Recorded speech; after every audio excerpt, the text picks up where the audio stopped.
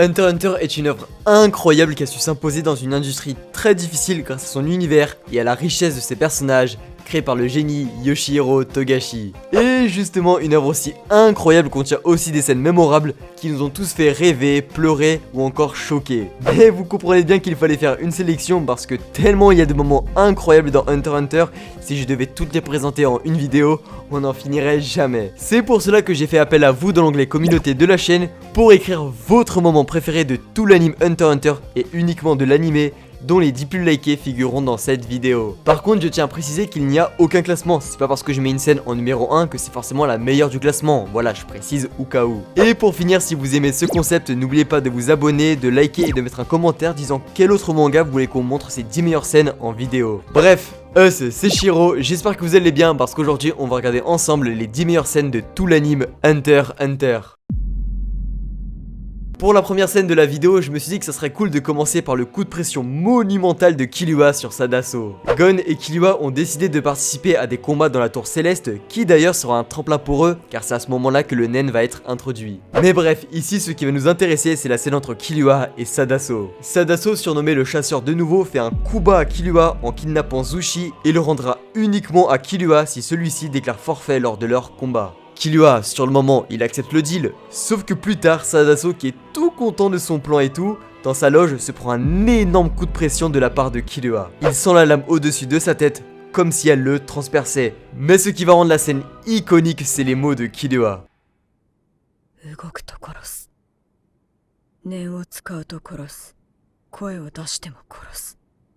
coup de pression qui va faire que Sadaso n'aura plus les couilles de venir au combat, faisant de Killua vainqueur par forfait. Incroyable comme scène.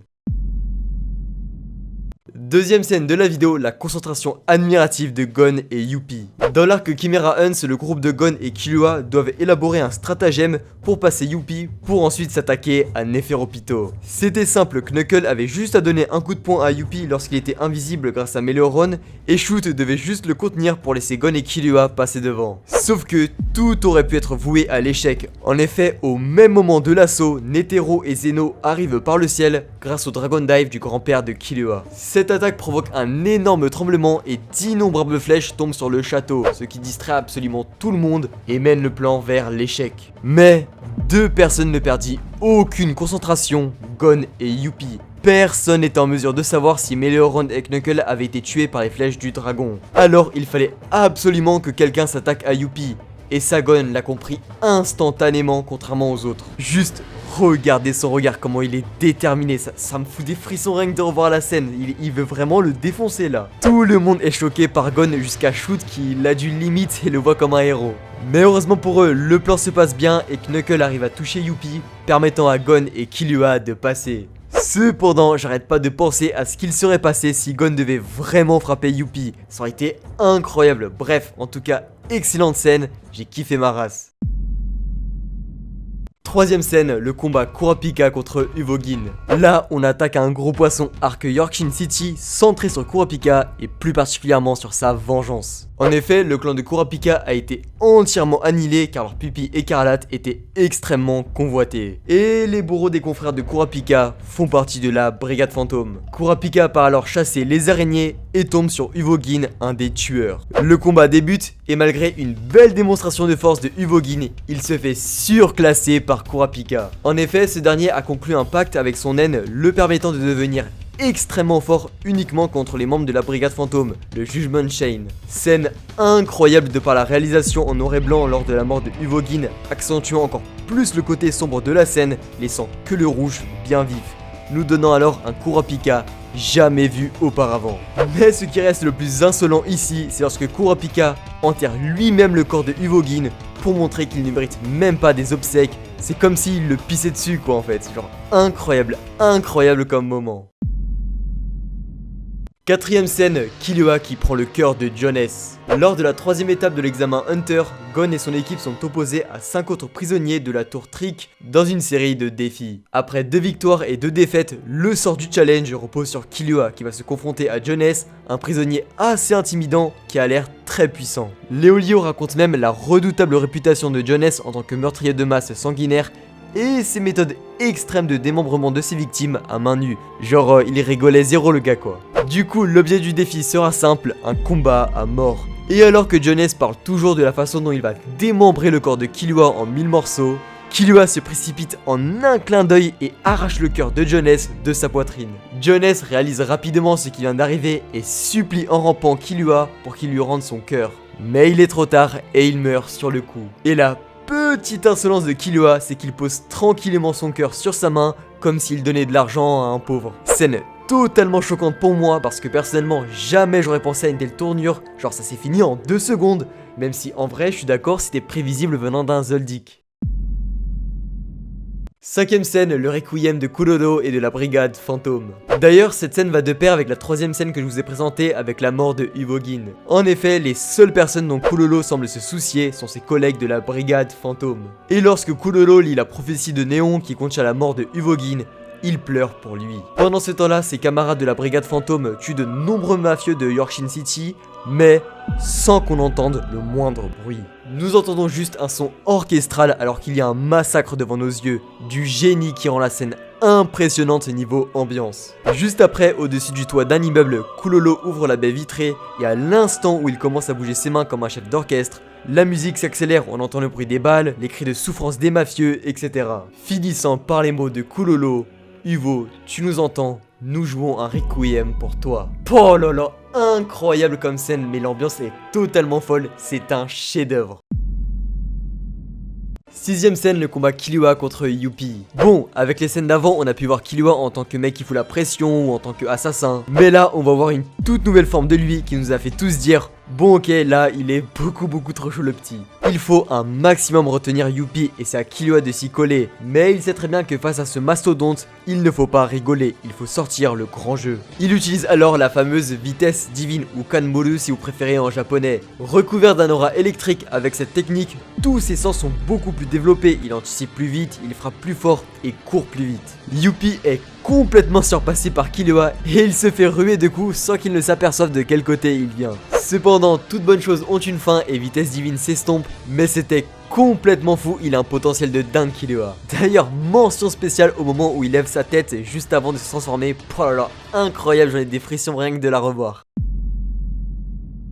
7ème scène, le combat Gon contre Hisoka. Enfin, tout le monde l'attendait depuis leur première rencontre, un vrai combat entre Gon et Hisoka. Gon veut absolument battre Hisoka pour laver son honneur lors de l'examen Hunter, car c'était grâce à la pitié de Hisoka qu'il s'était qualifié pour la dernière épreuve. Et Hisoka, vous savez, il aime bien Gon, enfin le combattre quoi, hein, juste ça. Bref. Le combat commence et là on prend direct pour nos yeux, ça bouge dans tous les sens, l'animation est fluide tout en restant belle, waouh. En plus c'était aussi l'occasion de voir Gon à pleine puissance grâce au nen qu'il avait appris juste avant grâce à Wing, et faut dire qu'il s'en sort plutôt bien. Il ne fonce pas tout le temps comme un imbécile et use de son intelligence comme quand il s'est servi du bloc de pierre pour tromper Hisoka et le frapper. Mais à ce moment-là de l'anime, Hisoka est encore à des années-lumière devant Gon en termes de maîtrise de Nen. Il s'amuse complètement avec lui tout en s'adaptant à son niveau et tu le vois tout au long du combat. Et en plus, il lui donne même des conseils. Du coup, il gagne le combat, mais il félicite Gon et ça c'est super cool et il montre qu'il l'attend toujours et a hâte de l'affronter une nouvelle fois. 8ème scène. Gon contre Neferopito. Je sais que vous l'attendiez celui-là et rien d'étonnant parce que quand tu parles à quelqu'un d'une scène de fou dans Hunter x Hunter, c'est celle-là qui ressort le plus. Kaito, ami de Gon, s'est fait tuer par Neferopito et est devenu par la suite une marionnette de combat pour entraîner les chimères. Gon, qui n'arrive pas à réaliser la perte de son ami, part immédiatement à la rencontre de Pito pour lui demander de soigner Kaito grâce à son pouvoir. Cependant, il est trop tard, Neferopito ne peut rien faire pour Kaito. C'est alors sous un son orchestral que Gon conclut un pacte avec son naine, échangeant des années de sa vie contre toute la puissance qu'il aurait pu accumuler de sa vie pendant un bref instant. Une transformation en adulte monstrueuse paralysant Pito, disant même que sa puissance égale celle de Meruem. Elle ne peut plus rien faire contre Gon, il est devenu trop fort, c'est insane. Il balance même un Jankengu monstrueux, fracassant la tête de la chimère. Par la suite, Killua arrive sur les lieux et constate les dégâts. Triste de voir son ami souffrir, il s'élance pour le sauver d'une attaque meurtrière de Neferopito. Gon perd son bras et le sacrifie pour éradiquer Pito jusqu'à la moindre miette. Une scène extrêmement poignante qui nous a tous choqués. Tout était parfait, l'ambiance était complètement folle et je me rappelle encore de mon premier visionnage, je ne pouvais plus dire un mot, vraiment incroyable. 9ème scène, le combat Netero contre Meruem. Là, que vous dire, on fait qu'enchaîner des masterclass. Et ce combat aussi était stratosphérique. D'un côté, Netero, le chef des Hunters, est sûrement le plus fort de tous, face à Meruem, le roi et la plus puissante créature du monde classique. Ce combat est assez spécial et tu le vois dans les dialogues, les deux personnages ne se détestent pas réellement. Mais de par la dangerosité de Meruem et pour le bien de l'humanité, Netero doit le tuer. Netero lance alors Hyakushiki Kannon, une technique complètement folle qui a été acquis après un entraînement complètement fou aussi, laissant aucun répit au roi des chimères. Mais ici on parle de Meruem, aka le mec qui n'a pas le temps. Il arrive à anticiper directement les coups de Netero, assez facilement en plus, allant même jusqu'à l'amputer. Mais on parle aussi de Netero, aka le boss des Hunters, bordel. Et bien sûr qu'il va tenir toujours debout, bien sûr qu'il sera toujours debout. Il lance ensuite Paume de Zéro, l'une des techniques les plus puissantes de l'univers de Togashi. Tellement puissante que Meruem pour la première fois a senti le coup passer. Cependant, il semble toujours en forme. Il balance alors dans le plus grand des calmes. GG Netero, t'étais super chaud, mais là, je vais te niquer. Ksogaki. Netero, lui, il avait une dernière carte en main, la rose miniature. Et là, il faut le dire, Meruem s'est pissé dessus. Netero meurt en héros en se sacrifiant pour le bien de l'humanité et emporte Meruem avec lui, qui mourra plus tard du poison. Combat complètement fou.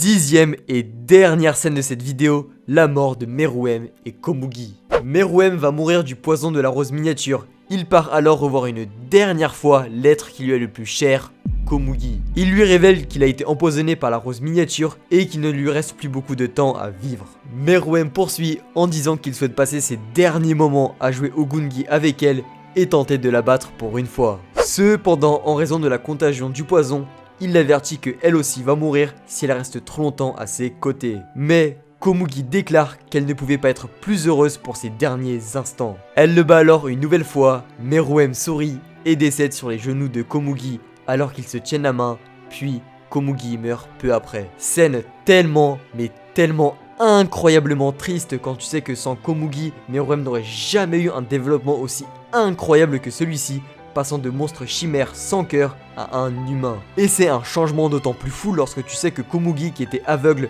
n'a jamais vu Meruem comme un monstre, mais toujours comme un humain, contrairement à nous tous. Clairement, la meilleure scène de tout l'anime Hunter x Hunter pour moi, y a pas débat. Voilà, ce sera tout pour cette vidéo. Si la vidéo t'a plu, n'hésite pas à liker, commenter et à t'abonner, c'est super important pour moi et ça me ferait grave plaisir. Sinon, j'ai aussi mon Twitter et mon Instagram si vous voulez me parler et suivre un peu mes délires en dehors des vidéos. Et pour finir, vous pouvez commencer à suivre ma chaîne Twitch, je débuterai les streams dessus dans les mois à venir. Je vous mets tous les liens dans la description. Bref, quant à moi, je vous dis à la semaine prochaine, c'était Shiro, ciao.